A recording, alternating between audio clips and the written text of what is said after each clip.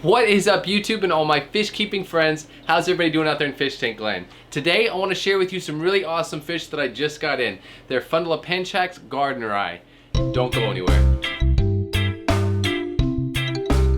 Okay, so I did completely lose all of the footage of the original unboxing. I've had a rough couple of weeks, so all that footage is gone. So I'm stuck with pretty much giving you guys a species spotlight of these fish. I want to go ahead and show you guys the tank that I have them in, as well as give you an idea of what I'm feeding them and just basic parameters for these fish. So without wasting any more time, let's go check out this tank. All right, so I got these guys kept in this 10-gallon Blackwater aquarium over here on the left.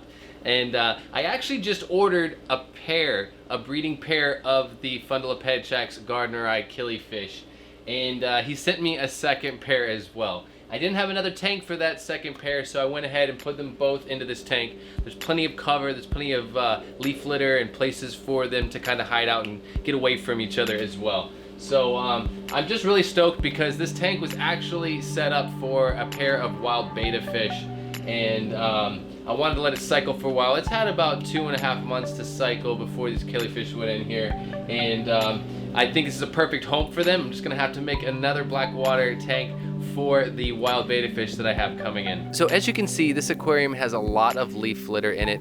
There's a mixture of West Indian almond, there's some West Indian almond twigs as well, there's mango leaf, there's banana palm frond. I do have a piece of Malaysian driftwood, as well as Eco-Complete for substrate, just a little bit at the bottom.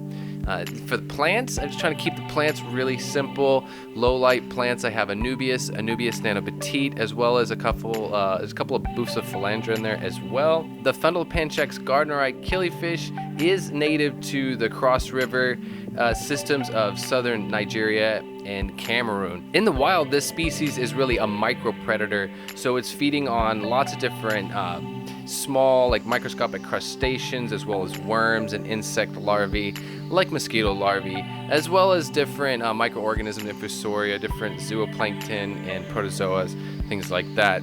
I feed these guys baby brine shrimp, live baby brine shrimp, as well as mosquito larvae. They get a little bit of flake food here and there as well.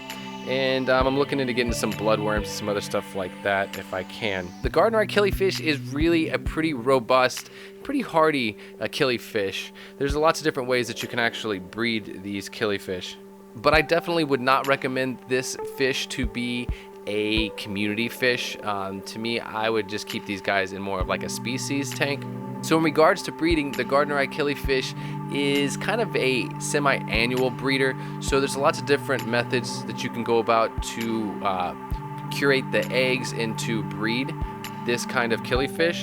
I'm going to start out first with just getting them to spawn in the aquarium and lay their eggs around, scatter them, and see if I can get it to happen that way. There's also methods of taking the eggs and putting them into peat moss and giving them a drying period just to replicate the change in seasons. But I'm pretty stoked to have these fish. It was really nice to get them from Dan's Fish. They came in like 24 hours to me. I was really happy about that. Obviously there was no DOAs, and I just look forward to seeing what I can do in regards to breeding killifish. I am new to killifish, not trying to pretend like I know anything about them. I'm just trying to kind of replicate what happens in the wild in hopes that maybe that will help me get these fish to successfully breed.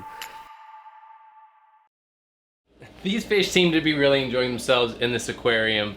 Now, they are a lot darker than when I got them. Obviously, fish are stressed out, they're going to be a little bit more pale, but I have noticed that these kind of Gardneri killifish tend to have a little bit more lighter colors depending on their environment. I put them in this Blackwater aquarium, and the males really darkened up. They got really nice and dark.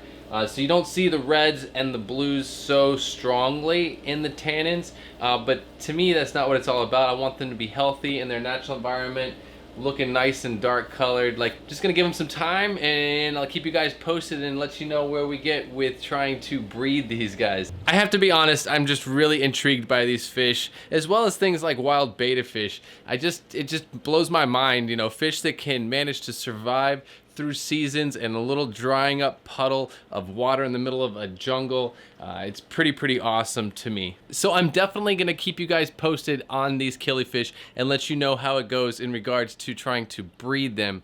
But I wanna thank you guys so much for taking the time to watch this content. If you're not subscribed to this, you like it, you wanna see more of it, please go ahead and click on that subscribe button down below. Don't forget to like, comment, and share. And remember guys, keep your tanks clean, your fish fed, and have fun.